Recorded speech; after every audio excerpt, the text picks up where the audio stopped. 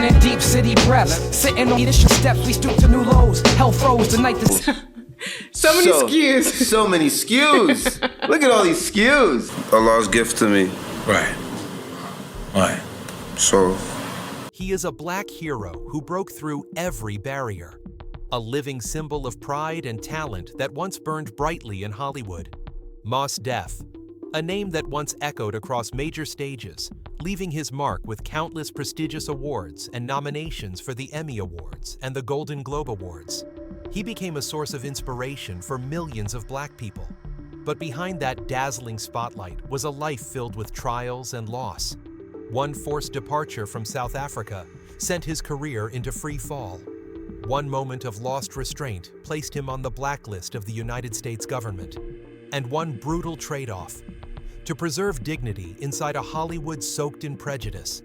What turned a black icon into someone treated as a threat?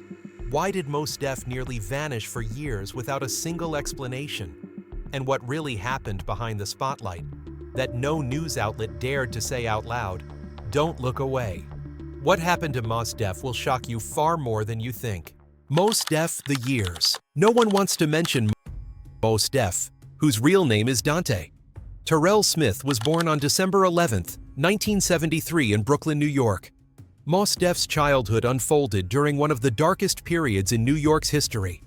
In the 1980s, when the crack epidemic reached its peak, Brooklyn was no place for dreams. Violence, vice lives sliding off course, separated by just a few streets. Looking around, young Dante Smith felt one thing very clearly. Life was painted in dark gray.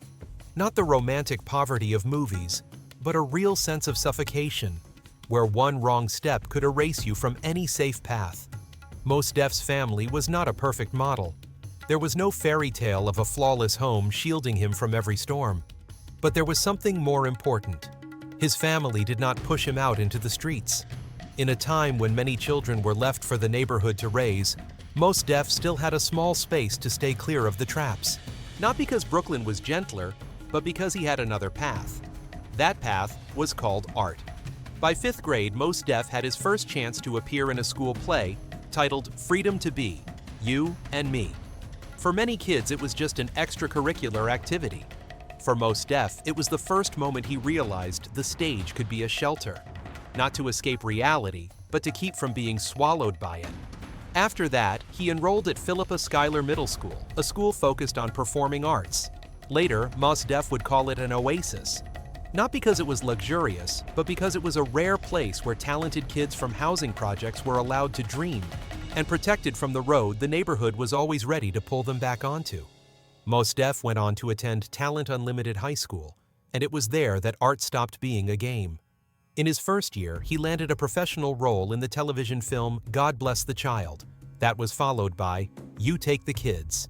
He even had to leave school for a period to travel to Los Angeles to film. While his peers were fumbling through adolescence, Mos Def was already learning about shooting schedules contracts and the cold replaceability of the entertainment industry. When he returned to New York a year later, Mos Def landed his most prominent role at the time in the series The Cosby Mysteries, from 1994 to 1995. By day, he was a young actor sharing scenes with Bill Cosby. But when night fell, Dante Smith immersed himself in the blazing hip-hop scene of New York. And it was in those nights that the name Mos Def was born short for most definitely a way to assert himself between two parallel worlds, breaking into music and the trap waiting ahead. However, acting alone was not enough to satisfy Mos Def's artistic hunger. Even after standing in front of cameras and growing familiar with sets and schedules, he understood one thing very clearly.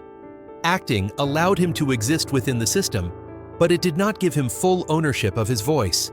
And so Mos Def chose another path, hip-hop. His early steps in music were anything but glamorous. Mos Def formed the rap group Urban Thermodynamics with his brothers DCQ and rapper Cess. This was not a group backed by a label or media machine. These were small recording sessions, cramped stages, and an underground community searching for something more real. Though still raw, the trio made a noticeable impact in the underground hip-hop scene, not through gimmicks, but through the way they spoke directly to the reality around them. The year 1996 marked the first turning point. Mos Def began appearing on singles by established names like De La Soul and Da Bush Babies. These were not collaborations meant to polish an image, but quiet recognition from the conscious hip-hop community. During this period, Mos Def began carving out a distinct place in the hearts of true hip-hop listeners. He was not loud, he was not shocking. He arrived as a different kind of voice, lower and deeper. A year later, in 1997, Mos Def released his solo single Universal Magnetic. In the underground world, it was an explosion. The song did not chase trends, but spread powerfully through the most demanding listening communities. That momentum earned him a recording contract with Rawkus Records, a label considered at the time to be the cradle of intellectual hip-hop in the late 1990s. Soon after, Mos Def teamed up with Talib Kweli, another son of Brooklyn, to form Black Star. This was not just a rap duo. Black Star was a cultural declaration. Their debut album, released in 1998, Mos Def and Talib Kweli Are Black Star, was hailed by critics as one of the best rap albums of the year. More importantly, it reaffirmed that hip-hop could still be a vessel for collective memory, not just entertainment. Few noticed that Mos Def did not rap to shock. He rapped to preserve what was being forgotten. Identity history stories that never made it to radio. He succeeded because he arrived at a moment when American society needed an intellectual voice in hip-hop. But that same quality placed him in a fragile position. The market does not need intellectual voices for very long. In 1999, Mos Def released his debut solo album, Black on Both Sides. With singles like Ms. Fat Booty and Mathematics, he shot to stardom and was cemented as one of the smartest and most socially conscious rappers of his era. Yet even at that peak, his music was never easy to sell by formula. Alongside music, Mos Def continued acting. In 2004, he played a heart surgeon in HBO's miniseries, Something the Lord, made a role that earned him both an Emmy nomination and a Golden Globe nomination. Few hip-hop artists have ever achieved serious recognition in both fields at the same time. And it was here that the seeds of tragedy became visible. When hip-hop needed products, Mos Def spoke about people. When the market demanded repetition, he pushed deeper into complexity. He was different from the majority from the beginning. And because of that, the price of his path was ultimately only a matter of time. The chain of scandals of the century, Mos Def's story of exile, did not begin at a border. It began earlier and far more quietly. In 2006, at the MTV Video Music Awards, Mos Def crossed a line the entertainment industry had always tried to keep intact. While other stars walked the red carpet inside, he stood outside the event area holding a megaphone and performing a song responding to Hurricane Katrina without permission. No stage lights, no content control. Just an artist speaking plainly about abandoned black communities right in front of one of the biggest entertainment events in America. "Do you hear that applause?" he asked, as if throwing the question directly at the machine operating behind the red carpet. Police arrived. Mos Def was arrested on charges of disorderly conduct. On paper, it was a minor incident, but in the eyes of the industry, it was a dangerous signal. Not because he resisted, but because he resisted in the wrong place. From that night on, a label quietly took shape. Difficult to work with. Never officially recorded, but enough to spread through backstage conversations. In the years that followed, Mos Def still existed within the entertainment ecosystem, but with a growing distance. He kept making music. He kept acting. But tolerance steadily declined. The industry did not cut him off immediately. They waited. In 2013, the moment of no return arrived. Mos Def tied himself to a chair and allowed medical personnel to force a feeding tube through his nose into his stomach, reenacting the practice of force feeding at Guantanamo Bay. The camera captured every second. No editing to soften the image. No metaphor. His intention was clear. For years, human rights organizations had published reports about this practice. The United Nations called it torture. The medical community called it cruel. But written words did not change policy. Mos Def believed the American public needed to see it. To witness a human body convulsing, choking, nauseated, to understand the violence being carried out in their name. The reaction was swift and unified. Government officials condemned it as anti-American propaganda. Media outlets accused him of exploiting prisoners' suffering. Even liberal allies who once supported him quietly stepped away. No debate, no defense, just silence. For Hollywood, the video was the perfect excuse. No official ban was needed, no statement. After 2013, major film roles for Mos Def vanished completely. The ban existed invisibly, but absolutely. He was not convicted. He simply became unemployable. In 2014, the consequences shifted from cultural to administrative. Mos Def attempted to return to the United States to tour. He was denied entry. No clear reason. Only vague procedural issues. No public record. No timeline. The tour was canceled. His connection to domestic audiences was severed. Bureaucracy became a refined form of political punishment. No charges required. Just make returning impossible. By 2016, the story hit bottom. South Africa, once seen as his refuge, announced a 5-year ban on his entry. At the same time, the United States continued to deny his return, offering no official explanation. Yasin Bey realized he belonged nowhere. European tours collapsed one by one. London waited endlessly for paperwork that never arrived. Berlin gave up after weeks of uncertainty. Amsterdam canceled shows before tickets even went on sale. Not because audiences did not want to hear him, but because no country wanted responsibility for his presence. This is when the concept of being stateless became clear. Not in the narrow legal sense, but in the political one. Yasin Bey was not convicted, not formally deported, but he was not welcomed either. When an artist is deemed too dangerous, symbolically borders become the most effective tool of control. The irony is that the man who once questioned the legitimacy of national borders was forced to confront their absolute power firsthand. No verdict, no declaration, just doors closing by procedure. Looking back at the full timeline, nothing was accidental. 2006 was the warning sign. 2013 was the excuse. 2014 was the lock. 2016 was the full stop. Mos Def did not choose exile in a single day. He was pushed out year by year until there was nowhere left to return to. And that is why calling Yasin Bey a truly stateless person is not a metaphor. It is the result of refusing to stay silent at the right moment in a world where silence is treated as the condition for being allowed to remain. Black Star 2022 and the audience turning its back. Black Star's return in 2022 should have been a moment of celebration. For many listeners who grew up with late 1990s hip-hop, the names Mos Def and Talib Kweli were tied to an era when rap was still a refuge for ideas, identity, and collective memory. But instead of familiar excitement, this comeback ignited a simmering anger. Not because the music was bad, not because they betrayed old ideals, but because of how they chose to appear. The album No Fear of Time was not released on familiar streaming platforms. No Spotify, no Apple Music, no easily accessible YouTube release. Instead, Black Star chose Luminary, a paid podcast platform where listeners had to subscribe to access the full project. In an era where audiences are accustomed to absolute convenience, this choice felt like a slap in the face. The reaction was almost immediate. Fans were angry, fans were disappointed, and many repeated the same line. Mos Def had turned his back on his own audience.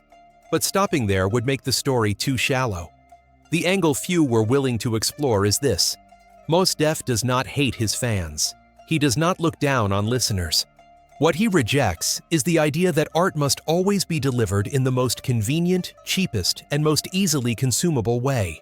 In his eyes, forcing music into a streaming model where value is measured by plays and minutes listened is itself a distortion of creative spirit. For Mos Def, or more precisely Yasin Bey, at this stage, Luminary was not a random choice. It was a statement. Music is not something you just turn on, skim through, and discard. It demands intention. It demands that the listener take one extra step. And that extra step created the deepest fracture between him and his longtime audience. This moment exposed an unavoidable contradiction. Fans wanted the old Mos Def, a Mos Def who was intelligent, accessible, and everywhere in hip-hop culture. But Mos Def had not been that person for a long time. Yasin Bey in 2022 was not trying to please the market. He did not need mass approval to validate his worth. And that made many people feel abandoned. Audience anger was not only about paying or switching platforms. It came from a sense of lost access. When an artist who once represented the community suddenly erects barriers, a natural question emerges. Who is he speaking to now? And who is being left behind? To many fans, choosing Luminary felt like Mos Def saying he no longer needed them. Notably, Mos Def did not apologize. There was no long explanation, no soothing campaign. He let everything unfold as it was.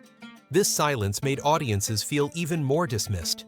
But for Mos Def, this was not the first time he accepted being misunderstood to protect his principles. He had done the same with record labels, with the media, and now with his own fans. Here an uncomfortable question appears. Does an artist have an obligation to preserve an image to meet audience expectations? Or do they have the right to change even if that change drives audiences away? Mos Def chose the latter, and that choice once again pushed him away from the center. Black Star 2022, therefore, was not just an album, it was a test of the relationship between artist and listener in an era where everything is measured by convenience. Mos Def posed an unspoken question. If music is no longer treated as art, but merely as fast-consuming content, is stepping away from that game truly a betrayal? The result of that test was clear. One segment of the audience stayed. They accepted the inconvenience, embraced the new approach, and saw it as the price of artistic honesty. Another segment left. They were not angry because the music was bad. They were angry because Mos Def was no longer the person they once knew. And it is here that the phrase Mos Def disappeared began to spread. Not because he stopped making music, not because he stopped creating, but because he no longer appeared in the way audiences expected. In a world where presence is defined by constant visibility on popular platforms, choosing to withdraw from them almost equals disappearance. Black Star 2022 was the moment Mos Def accepted that most clearly. He did not try to hold on to affection through old habits. He did not compromise to maintain a central position. He chose to stand outside, knowing the cost would be being misunderstood, criticized, and branded with the most uncomfortable label of all: finished. But perhaps for Mos Def, that label no longer mattered. He had stopped playing the image preservation game long ago. Black Star 2022 simply exposed a truth many were unwilling to admit. Mos Def did not disappear. He simply stopped catering to fans. And in a culture accustomed to artists constantly bowing to their audience, that refusal was enough for an icon to be treated as if he had left the game. Retired, but not gone. If the period that followed is called Mos Def's retirement, it is a deeply misleading term, because he did not retreat from art. He only stepped away from a game whose rules he no longer believed in. Mos Def did not disappear. He simply stepped off the radar that ranking systems, algorithms, and mass media used to define existence. In the years that followed, the name Mos Def or Yasin Bey no longer appeared frequently on charts or in major promotional campaigns. But if you look closely, he was still there, scattered, selective, and intentional. Collaborations with Kanye West, Kid Cudi, Black Thought, or Freddie Gibbs were not attempts to return to the center. They felt more like reunions among those who still believed hip-hop was more than a consumer product. Yasin Bey did not chase trends. He appeared when there was something worth saying, then disappeared again when the story was done. What these collaborations shared was a rejection of algorithms. No campaigns aimed at streaming numbers. No effort to manufacture viral moments. In an era where presence is measured by feed frequency, Yasin Bey chose to exist outside that rhythm. He worked in spaces the system struggles to track. Small performances, limited releases, musical conversations that audiences had to actively seek out. And this is what made many people believe he had left music altogether. In reality, the opposite was true. He simply rejected the transformation of music into data. When hip-hop was bent to serve algorithms, Yasin Bey chose to stand apart. Not because he could not play that game, but because he did not want to. This choice continued until forensics appeared in 2025. This was not a comeback in the traditional sense. There was no grand return, no legend is back narrative. Forensics emerged as a true project created in collaboration with The Alchemist, a producer also known for refusing to chase the moment. This pairing was not meant to prove anything to the market. It felt more like two craftsmen meeting to complete work they believed needed to exist. Forensics carries a tone very different from what once propelled Mos Def to the peak. This is a contemplative album. It does not try to shock. It does not try to please. Its themes revolve around time politics, personal memory, and the fatigue of someone who has witnessed too many cycles. This is not music for the gym. It is music for sitting still and facing yourself. The release strategy of Forensics says everything. No return to old models. No dependence on mass distribution systems. No attempt to squeeze into short attention cycles. The album exists on its own terms. Those who want to hear it must look for it. And in a world addicted to convenience, that alone is a statement.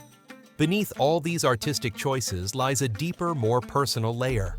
In 2023, Yasin Bey's mother, Sharon Smith, passed away. This was not news amplified by media cycles, but for him, it was the greatest loss.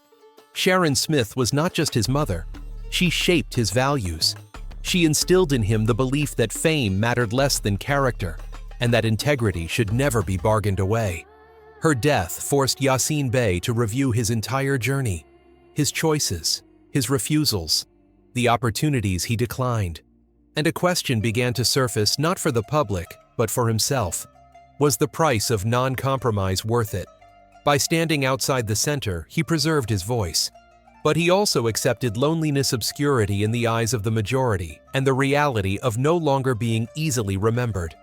Forensics, therefore, is not just an album. It feels like a late self-audit, not bitter, not self-pitying, simply an acknowledgement that every choice carries consequences. Yasin Bey does not regret leaving the game, but he does not romanticize that path either. He understands that integrity does not always feel like victory. Sometimes, it only brings calm. At this stage, Mos Def's story is no longer about the industry. It becomes a story about time, about living long enough with one's choices to see both gain and loss. And here, the largest question returns not as an accusation, but as a suspended reflection. If an artist preserves integrity, preserves their voice, but must live outside the spotlight, is that price worth paying? And if the answer depends on whether that person can still look directly into the mirror, then perhaps Yasin Bey has already found his own answer. Quietly, without a triumphant ending, just an existence aligned with what he believes to be true. Mos Def, the legacy he left behind. What truly happened to Mos Def was not a spectacular collapse, not a Hollywood-style tragedy, and not the familiar ending the public often expects when a star steps away from the spotlight. There was no image of him falling to addiction, no sexual scandal exposed, no headlines about bankruptcy crushing debt, or being chased by a series of disastrous decisions. Mos Def did not disappear because he was destroyed. He disappeared because he chose to leave the game. This is what makes Mos Def's story uncomfortable for many people, because it does not allow the audience to breathe easy with a simple explanation. When an artist falls due to self-destruction, the system is absolved of responsibility. When an artist is caught in scandal, the public has something to condemn. But Mos Def gave no one that option. He did not destroy himself. He simply refused to keep playing the role the industry required. After everything that happened, from True Magic being quietly released and left to drift in silence to changing his name to Yasin Bey, to distribution choices that demanded more initiative from listeners who wanted to follow him, one truth slowly became clear. Mos Def did not lose his creative ability. He lost patience with a system that demanded silence in exchange for visibility, and he refused that deal. In an industry where existence often depends on saying the right things at the permitted moments, Mos Def chose not to be silent. He did not shout. He did not stage loud protests. He simply kept speaking in his own way, even knowing that the more he did so, the more the central doors would close. This is a choice not every artist is willing to face, because the cost is not money, but presence. Mos Def also refused to be boxed in. When the system wanted him to remain a symbol of a specific era, he refused to repeat himself. When audiences wanted the Mos Def of the late 1990s, he did not return to perform nostalgia. He changed not to shock, but because he did not believe a human being could remain frozen in a single image and still be honest. And in this industry, change that does not follow market demand is often treated as a flaw. The irony is that Mos Def never stopped making art. He continued to write, to perform, to appear in quiet spaces. Those spaces simply no longer existed within the orbit that mainstream media is accustomed to tracking. For many people, that meant he had disappeared. But disappearing from the spotlight does not mean ceasing to exist. It only means no longer standing in the most visible place. Here, the question becomes colder. In an industry where existence is measured by reach, does an artist have the right to choose a different way of existing without being labeled a failure? When Mos Def rejected the most marketable paths, the system did not punish him with public outrage. It did something more subtle. It simply stopped reserving a place for him at the center. And perhaps that is the most effective form of removal.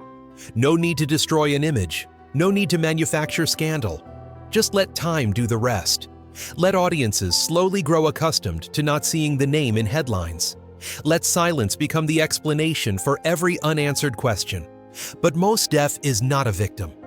In the usual sense, he was not deceived. He was not pushed out unknowingly. He stepped away with the clarity of someone who understood exactly what he was giving up.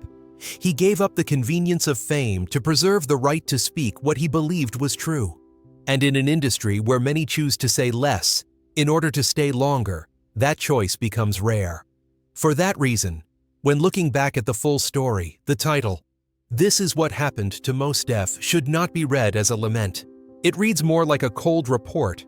What happened was not an accident. It was the inevitable result of a series of conscious decisions. Mos Def was not pushed out because he lacked talent. He left the center because he did not want to pay the price the center demanded. And then the biggest question no longer belongs to Mos Def. It turns back toward the viewer. If an artist preserves dignity, preserves voice, preserves honesty with themselves, yet must disappear from the spotlight, who truly loses? The artist who chooses silence in order to survive, or an industry that no longer has space for voices unwilling to bow? Perhaps that is the hardest part of this story to swallow. Mos Def does not give us a comforting ending. He did not die young. He did not self-destruct. He was not exposed. He simply stepped away from the game, leaving behind a void that forces us to question the value of the game itself. And in that void, the truth becomes clearer than ever. Not every disappearance is a failure. Sometimes it is the final choice required to avoid losing oneself. All data, analysis, and commentary in this video are presented based on information available at the time of production. The content is subject to change over time and should not be considered a definitive forecast. There is still so much more to explore: stories of resilience, legacy, and truth. Feel free to dive into some of our top recommended videos now appearing on your screen.